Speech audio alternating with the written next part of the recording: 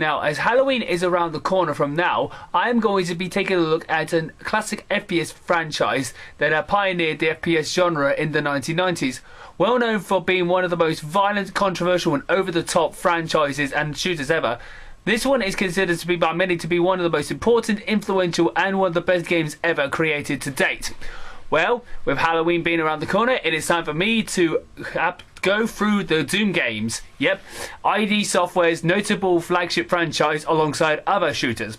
Ladies and gentlemen, this is the classic Doom Marathon for Thrill-A-Thon 2014.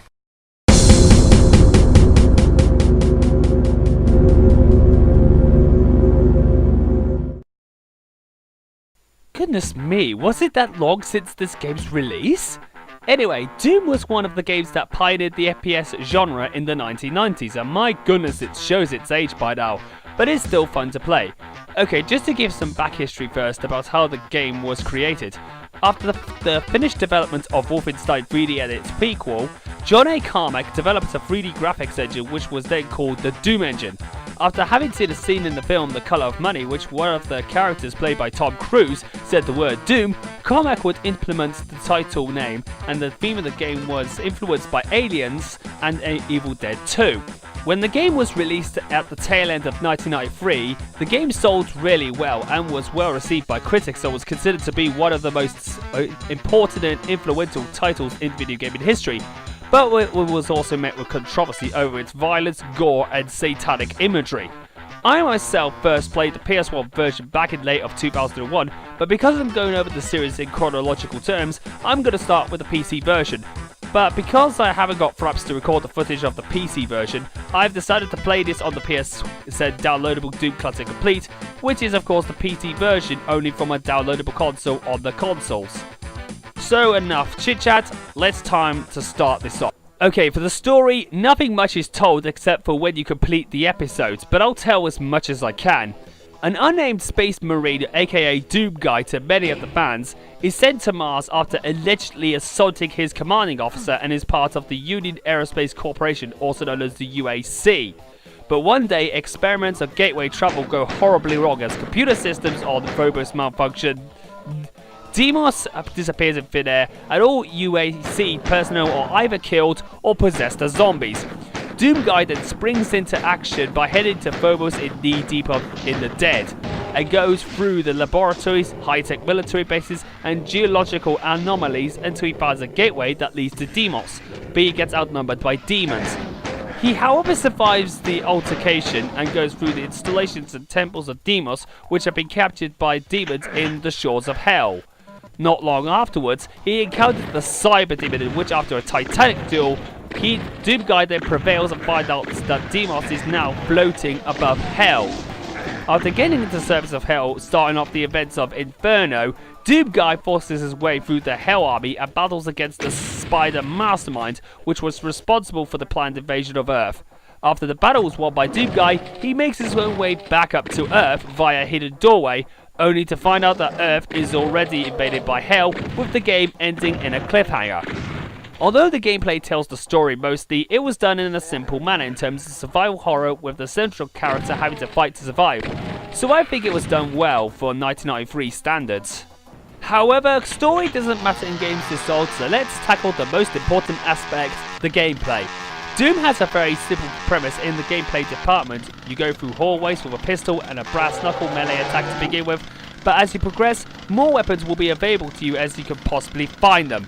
Each level will make use of exploration, as in the majority of the levels you will need key cards and skeleton keys in order to unlock doors with the correct coloured coding on them.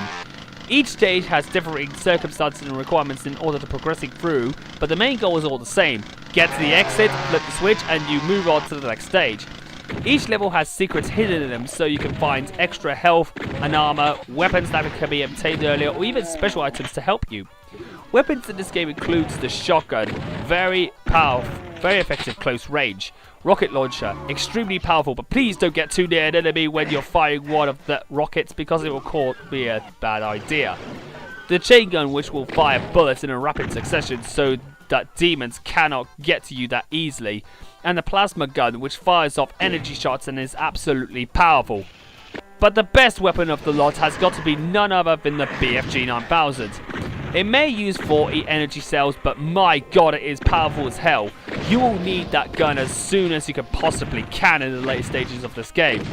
Each of the episodes have 8 regular levels as well as a hidden secret level, which you have to get to a secret exit in a certain level, in which the first secret level is easy to find, but to get to the other secret levels will take a fair amount of exploration in order to find those levels. Each episode of the game, with the exception of the last one in the Ultimate Doom, has a boss in each. For Knee Deep in the Dead, we have 2 Barons of Hell, which can be dispatched off very quickly if you have a shit ton of rockets, shotgun shells and bullets if you're using the chain gun. But this is the most frequent boss in the game you will see as in the upper episodes of this game. For the Shores of Hell, we have the most terrifying boss ever. My god, if there's one of the most threatening bosses in video gaming, it has to be the Cyber Demon. This guy takes an amount of rockets and even some BFG plasma rifle ammo to kill, but when you do, the worst is over until you get to the Spider Mastermind, the boss of Inferno, which takes some rockets and a shit ton of plasma ammo to beat, and even worse, you will easily get owned by its chain gun ammo that's mounted on the front of it. However, you do have an array of enemies to deal with in this game, such as, if you want to survive, such as the zombies, imps, peaky demons, caco demons, shotgun guys, lost souls, and so on. And each level has its fair share of areas where enemies usually hide to give Doom guys just desserts, undeservedly. This game likes to remind you that you're not just playing a first-person shooter, but also trying to get through the levels and finding anything to ensure survival is imminent. So you need to do what you can to reach the end of the level without getting slaughtered, because if you let the forces of hell bludgeon you to death, you are sent back to the beginning of the stage without all your collected weapons, only having to be left with your pistol and fist attack. However, you do have a save feature which you can use to make this game more comfortable, so you don't have to end up losing your hard-earned equipment. But still, getting killed in this game is quite annoying though. For the level design, the levels have a much more linear format in this game rather than the maze-heavy Wolfenstein 3D. The levels are jam-packed with hallways, doors, elevators, switches and even secret areas to find in order to get some power-ups and the more powerful weapons, and the way the levels were designed was incredible, and I think ID did a terrific job with the game's levels to begin with. However, at times some of the later levels are a little bit maze-like, and even though I've been playing this game for years, I seem to get a little lost sometimes, but it's nowhere near as OTT as Wolfenstein 3D where the levels are too much like mazes, so I think that's a good thing. The graphics may have shown their age by now, considering this game is over 2 decades old, but the presentation is still quite good for a game released in 1993. The game still looks great, and at the time, this game is considered to be one of the early proper 3D games released out there, not counting the Mode 7 graphics on the Super Nintendo. The animation is also top-notch for an early 90s title, as the monster and the player animations were done well. The best thing about the animation is that at certain occasions the monsters decide to not take any notice of the player character and decide to fight against each other, known by fans as monster fighting. Apart from the aged presentation, the graphics still seem great for a game from the 90s. For the audio, the soundtrack is composed by Robert Bobby Prince and it comprises of MIDI rock and ambient tracks for the game. The themes range from the suspenseful tunes like Suspense, Waltz of the Demons and Sinister, to rock tracks like Kitchen Ace, the intermission theme, Hellkeep, and the most recognized track of the game, At Doom's Gate. The music is greatly composed and it was enjoyable to listen to, although some of the music is a little bit too upbeat and silly at times. The sounds range from the monster screaming, gunshot wounds, and explosions, and they really fit in with a typical early FPS game. And I think the sound team did an excellent job with the audio direction of this game, and with a great soundtrack to boot, is a good thing. Overall, Doom pioneered the FPS genre in the 90s, and I can see why. The game is that incredible, and 2 decades after its release, it's still fantastic.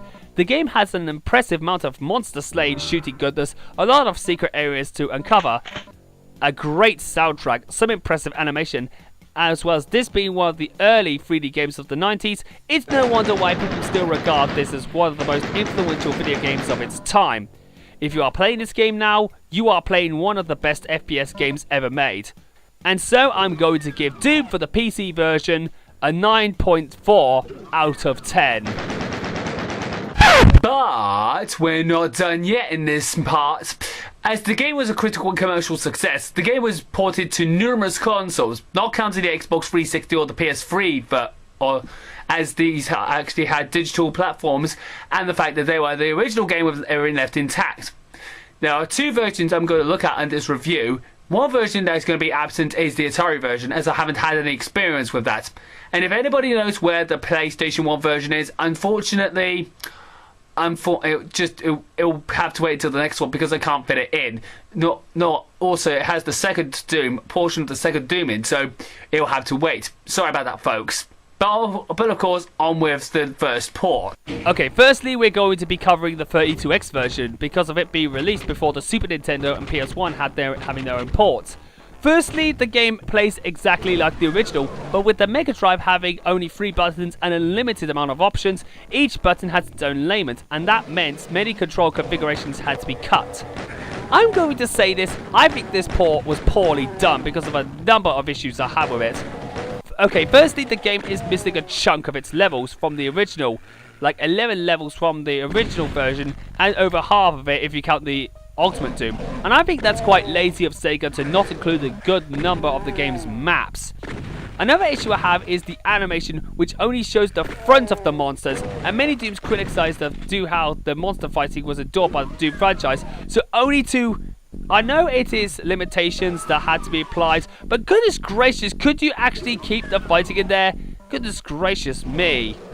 Next is the graphics, which don't take advantage of the 32X's capabilities, and although they are not as bad as the SNES port's graphics, which I'll get into later, is not as appealing or great to look at compared to the PC's presentation. But the worst thing about this game has got to be the soundtrack. My god, what pinhead decided to take the Mega Drive's instrumentation to appalling use and ruin the great music that Bobby Prince has done? Goodness gracious me, everything sounds like someone either having a diarrhea or dump, or someone uncontrollably farting all over the place. I think the worst of it has got to be On the Hunt, which really sounds comparably bad. And my god, they butchered at Doomsgate as well. I will admit the only good track I actually find, which isn't that bad, was Suspense. But the rest of the soundtrack is just shit. Just to quote AVGN, the music sounds like shit, and I can witness why a lot of people absolutely hated this version of Bobby Prince's fantastic soundtrack. Not to mention that if you use the level select code to choose any level apart from the first one, this will cause the game to crash instead of actually starting the game over. You have to start the game from the beginning if you want to play this all the way through.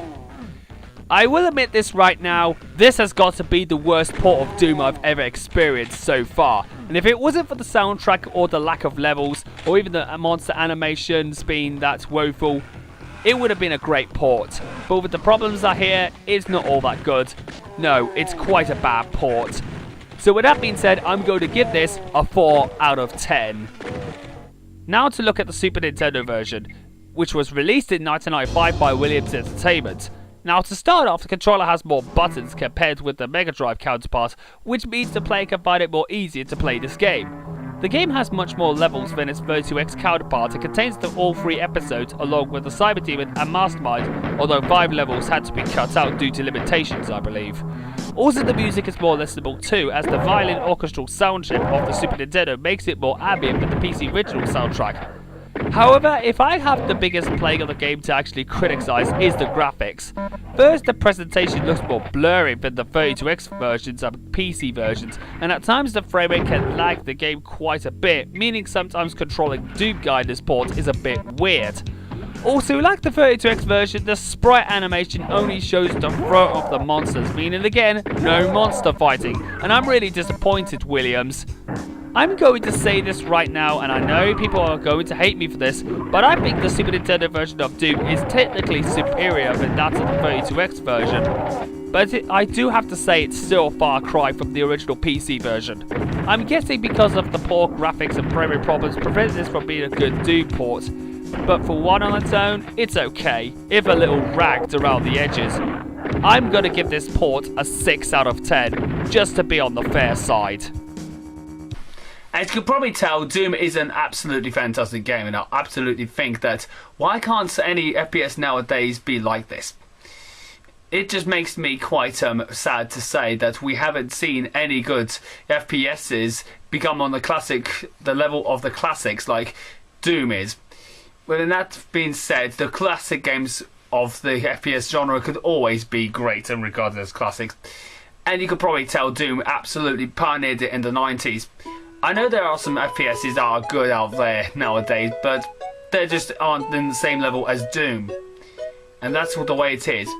But with the first Doom game out of the way, will join me next time for when I take on Doom 2 and the PlayStation Doom. How will these games fare in my eyes? Well, with that being said, I'll see you guys in part 2 of the Doom Marathon. Have a great night, and I hope to see you in the next part.